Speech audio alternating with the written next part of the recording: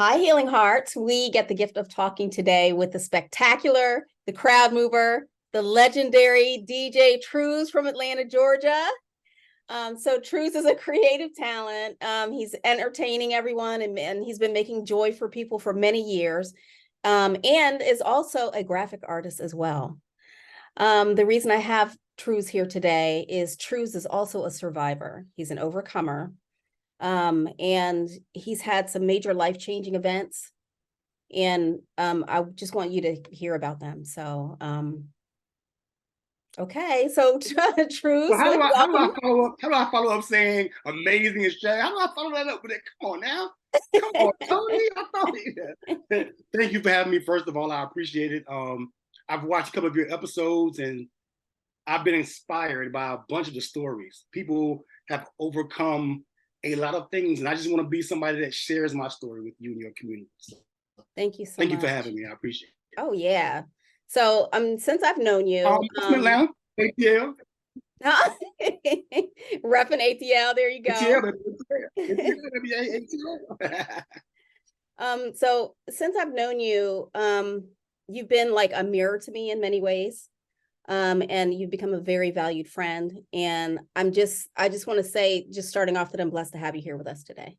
Oh, thank you. Yeah. Thank you. So, okay, so let's dig into it. Can you start briefly with letting us know about like your life as a DJ? You've been in like so many parts of the industry, the entertainment industry for so long. And I can imagine there's been like lots of highs and lows, but can you tell me about like some of the most impactful things that have happened and like how you got started? Well, I started back when music was great, the 2000s, 90s era, TLC, Aaliyah, all that stuff. That's when I first started. Music was amazing, and I've always had a passion for DJing. I was DJing when I was in high school. So I just went to the military after high school, didn't really like it. Came back home like any other person, decided, you know what, I need a job. Worked a few places and I DJed my first gig and loved it. Never went back since. Wow. 25 years ago, yeah. Wow, 25 years ago? Over 25 years ago, yeah. So I bet you met like a lot of interesting people in your. Oh my God, I've actually met Biggie Smalls in person. Wow. I've met Outkast in person, T.I. Also, I toured with Ludacris. Okay. Yeah, so that was a big. That's probably the highest one of my career. Okay. Okay. Yeah. A lot of people, a lot of places, Now, how about radio? Did you do radio as well? Yeah, I did radio here, Hot 107.9 Atlanta. Okay. They can hear you now on that, right? Well, no, now I'm on 96 point B96 to beat ATL. B96. Okay. Okay. But I was on Hot 107.9 for about 3 years, and then I just left and did a tour with Luda and came back, and everything kind of just evolved from there. Okay. Okay. Yeah. So I want to ask you, looking back, how have you appreciated life like over the years, like in the past versus now? And I know that there are like several things that have like changed your life, that have impacted your life, like a series of things. Can you tell me about those things? Sure. About a year and a half ago, I collapsed at work. And I thought for about 3 months I was having stomach pains.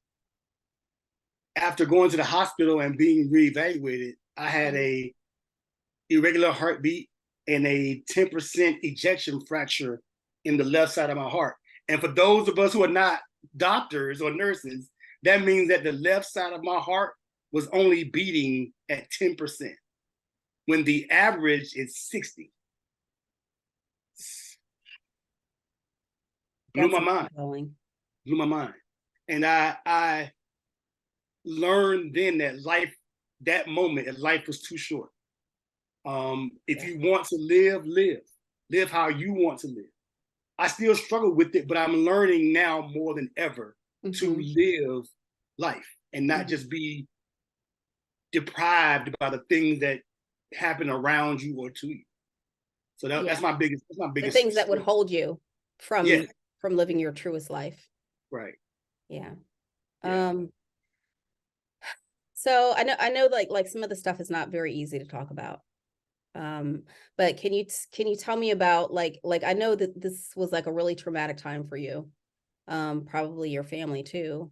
Can you tell me like about your support system and how that helped you or didn't help you if you had a lack of support or whatever the case was?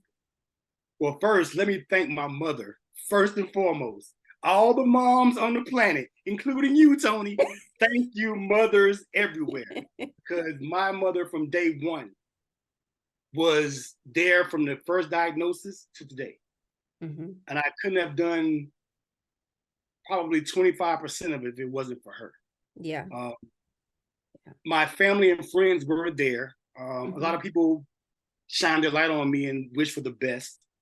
And a lot of my support came from just my belief in my faith. I mean, I didn't want to leave this earth thinking that, you know what, I believed in something that didn't believe in me, if that makes any sense. Yeah. So I really do thank the human side of it, but the spiritual side of it is really the base of why I know I'm here to be able to talk about it, because there is no way that you would have told me I was dying. That was the farthest thing from my mind, dying. So I was in the hospital for 10 days. I couldn't eat or drink anything for about 7 days straight. So imagine all the good food you like, all the drinks and Oh my having gosh, I can't even. Yeah. all That's those crazy. things are, in fact, Tony, I'm gonna just be real candid with you and the community. I was restricted to just simply bed rest. I couldn't use the bathroom. I couldn't get up and Yeah. I mean, switch sides I know in my how that bed. is. Oh my God. I was, Yeah. it was the most terrifying yet eye-opening experience I've ever had in my entire life. Mm-hmm. I mean, I've DJed and been places and a lot of things, but I've never ever had that type of thing happen to me. And it really opened my eyes to Yeah. say, hey, you either gonna get right or get gone, basically. Yeah. That's a hard realization to come to. You know what I mean? Um, it's a lot to go through physically and mentally. How did you deal with that? Like when they like released you and you know, like were you like super terrified still when you left there that something else would go wrong, or like how did you maintain your sanity basically? Well, imagine a young man like me in my prime, coming home Okay. with needles and pumps Mm. and nurses 24 hours a day. It's like, wait a minute, this ain't what I signed up for. Like, come on, I'm supposed to be out Yeah. having a good time. Yeah. Yeah. So for all of that to be a part of my regimen, daily regimen, Mm-hmm. was traumatic at first. I must admit, traumatic, because I Yeah, was it would more be for actually anyone. Yeah. actually I was more embarrassed than anything Why? because I've thought to myself, why is this happening to me? How did I allow myself to get to this point? Oh. And all of the answers circled back to me. Mm. Not so much the blame of nobody else and no other circumstance. They all circled back to the So beginning. were you a partier? Were you a drinker? Were you what do you think contributed to it?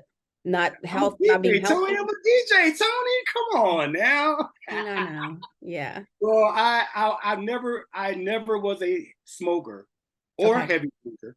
Okay. I did drink socially, Okay.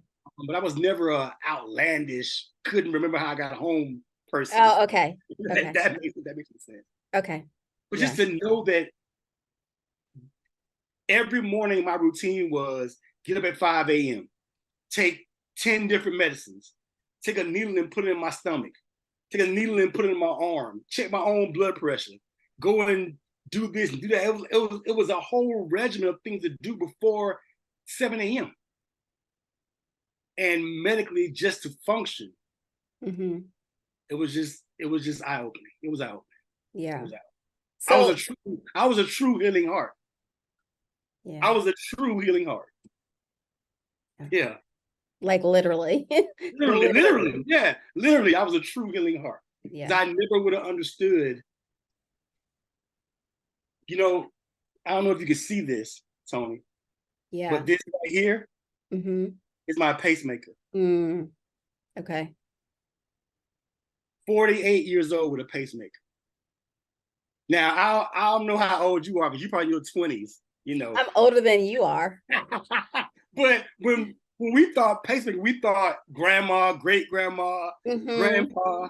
Mm-hmm. We didn't think us, our age, Yeah. pacemaker. Yeah. So this is the, yeah. That's alarming. I mean, you know, because I mean, obviously if you're young and there's stuff you want to do, you know, does it restrict you now that you have the pacemaker? Amazingly, no. It actually helps me, because if my heart is at a too low of a beat rate, it'll get it to where it's supposed to be. Okay. If it's So more it'll than like too much, zap it'll you break or it down to whatever. where it's supposed to be. Okay. Right. Okay. Right. I So haven't you're been like, zapped yet. so you're like Thank you. electric, basically. Don't say that. I'm always electric. But no, yeah, that's more the case. If you get out of hand with it, it'll remind you, hey, Oh, okay. I'm still Okay. here. Yeah. Okay. Mhm. So what are like some of the major things that you've changed since like everything happened in like your attitude, the way that you treat yourself, like emotionally, the way that you deal with others? How has that changed since like you had this major thing happen to you? I think the biggest change for me was learning to love myself more than anything. Me and you talked off camera Yeah. about, loving yourself. And I just think that this episode of my life taught me that no matter what I do for anyone else, and not to sound selfish or self-centered, but Well, it's not. Yeah. no matter what you do for anyone else, it has to be you first. Yeah. It has You have to even fill if your it's coming from cup. a good place. Yeah. It has to be you first, because when it all comes down to the very bottom of it, it's you first. So that was my biggest lesson of all of that. Mm-hmm. Mm-hmm. Just loving myself first. A lot of other lessons were just things I already knew. Yeah. Yeah. Maintenance for my body changed that, of course, because I wasn't Yeah. the most Yeah. athletic person, I should say. Mm-hmm. Mm-hmm. But other things were just things I knew I could change. But loving myself was the biggest deal for me, because I was always a people pleaser. I'm a DJ, so I was a people pleaser. Yeah. And you Yeah. want, I got it, and I just had to remember, hey, I'm a part of that list too. Mm-hmm. So Yeah. Yeah. Sometimes it's hard for us to remember that, because we want people to be so happy, or because we want to help, or you know what I mean. But it's important for us to know. I mean, and I know you know that now. It's important for us to know that we have to build our own strength. We have to do things that will enrich our lives, or else we're not going to be of any use to anybody else anyway. Absolutely. And it's sad, but it's not sad at the same time. But sometimes you have to get like knocked into place in order, like I feel like Creator tells us stuff, he shows us stuff, he does all those things, and we're just like la la la, just like not listening, and then you get smacked with it, and then you're just like, okay, wait a minute, you know what I mean? For Do me, you feel like it was that like that for you, or? for me, I was always a person that I know the stove is hot, but let me see how hot it is first. Let me see how much I can stand from the stove being hot. And once it burned me, like burned my whole arm, okay, now it's time for you to understand the stove is hot. So yeah, that's it for me. A lot of it is just, we as human beings, we want to see how far we can take consequence before it takes us. And that's in every aspect: money, love, music, life, whatever it is. We want to see how much consequence we can bear before it's too much consequence. And sadly, that can overcome us. Yeah, it really can. Yeah, I think so. And I know that you've gone through like a lot of stuff, and maybe we'll have you come back later and tell us about like some other things that like have gone on in your life. But I just feel like you inspire me, because instead of like complaining and you know, being angry and all that stuff about, you know, stuff that happened, and like staying to yourself and, you know, that kind of stuff. You've actually reached out to people and you've helped them. You've helped them, whether it's been for them to be in better moods, whether it's been for them to examine themselves, whether it's been for them to just like do better. Like, I mean, like even like with us, you've helped me like so much with just so much stuff. I mean, I don't even know how to say thank you for all that, but that's always who I've been from day one. yeah, I'm a people pleaser. I believe in helping people. No yeah, matter how bad I get, or no matter what happens to me, I'm genuinely a loving person. So I wasn't going to let this situation turn me around to that kind of person, to the person that just want to. I don't like nobody. I don't want your help. yeah, I don't. yeah, It was nobody's fault but my own. In reality, in the end, that this situation is what it is. And thank God I have people like you who are willing to say, hey, you know what? Don't let that change you. Don't let that be the center point of why you become a bad person or an evil person, or change your ways for the worse. I just, I've never been raised that way, and I don't want to put that on nobody else either. So if my story can help inspire someone else to not have a bad situation turn them bad, then I'm willing to share it. It's not a problem. Yeah. Because I mean, humans, we go through a lot of stuff. We put ourselves through a lot of stuff. Obviously, just like you said, touching the fire and keep, get a little bit closer, right. until you're like messed up, and then you're like, oh, okay. Absolutely. Yeah. And another thing too, Tony, is like we understand most of the time what the consequence will be, but there's always that in the back of our mind. What if I could beat it? What if I ain't gotta do that? What if I ain't gotta? What if that was their fault or their consequence, not my consequence? What happened? And if you smoke all your life, you're gonna have bad lungs. That's just the fact. Yeah. What if I only smoke 1 day a week? So what? Yeah, still same thing. Yeah. So we're gonna wrap things up, but I need to ask you, okay, what are the 3 most valuable lessons, or the 3 like most inspiring points of just everything you've been through, or like everything you've learned through this journey, because like you've transformed your life. You are healthier now, and your heart function is at what percent now? You were at 10, right, when this first started? Right, I was at 10% when I first was diagnosed back in last October, and now I'm over 60% this past October. So yeah. Oh, praises due. Wow. Thank you. Yeah, that's amazing. I think So the 3 biggest things for me, number 1 has to be self-love. Has to be. We've already discussed that, but you have to love yourself in order to love yourself. I mean, that was the biggest eye-opener for me. I wasn't loving myself. I was loving other people, or wanting to get the love of other people so much that I didn't love myself. So self-love is number 1. Number 2 is courage. I'm not scared of a lot of things. Maybe you, but not a lot of things. but experiences can make you scared. I saw one of your interviews where I think his name was Chase. He most paraplegics or people confined to a wheelchair, they're scared to live because I can't walk anymore. So to have the courage to come back from this to just living life on a daily basis is a big thing. So self-love, courage, and I think the last thing for me has to be commitment. If you are not committed to any cause, it won't matter how much self-love you have or courage you have, it won't happen for you. Commitment is such a hard thing because we have so many options and so many things that distract us. And without commitment, those things become a problem for us. So self-love, courage, and commitment were probably the 3 biggest things I learned from this whole journey. Okay, so healing hearts, you heard it: self-love, courage, and commitment. You got to try to get all those things. That's the trio right there. you know, and just remember your source of power as well. I think that's very important. No doubt. No doubt. For us, you know, like for those who are believers. So no doubt.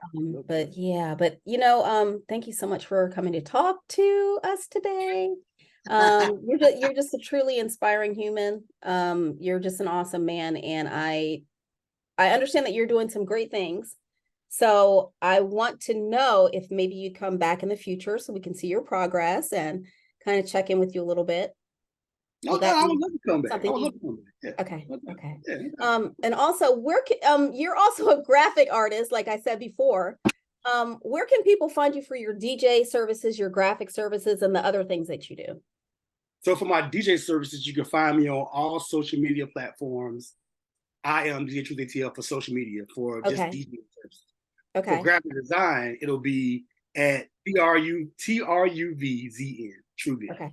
Okay. Yeah. Okay, so I'm going to include all of DJ Truz's information here in this episode as well. So if you want to connect with the one and only, the legendary DJ Truz, you can. Thank you so much for coming on today. Thank you too. Thank you. Thank you. All right, bye, Healing Hearts.